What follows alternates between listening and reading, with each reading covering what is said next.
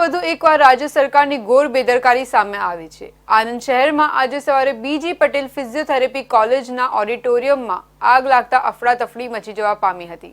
જો કે હાલમાં સમગ્ર સ્થિતિ કાબૂમાં મેળવી લેવામાં આવી છે।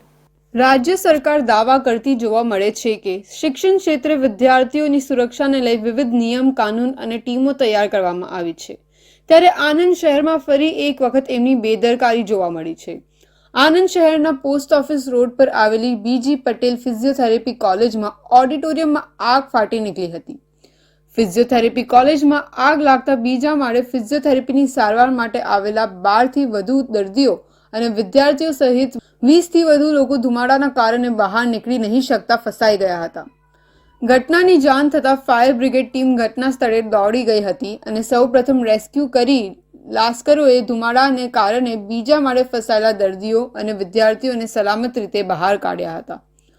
કોલેજમાં બીજા માળે આવેલા ઓડિટોરિયમમાં એક સાથે આગના ગોટા નીકળવા લાગ્યા હતા, તેના કારણે કોલેજમાં ભારે અફરાતફરી મચી પડી હતી।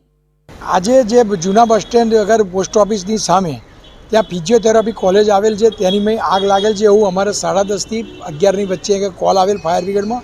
તો ત્યાંથી તુરંત એક ફાયર ફાઈટર તાત્કાલિક અહીંથી રવાના કરેલ।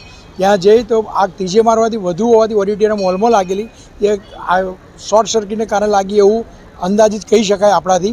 પણ એની મેં એવું હતું કે બાજુની મેં 12 થી 13 જણા અંદર ફિઝિયોથેરાપીની જે કસરત કરવાની હોય એ માટે ત્યાં આગળ પેશન્ટ તરીકે ત્યાં આગળ હતા।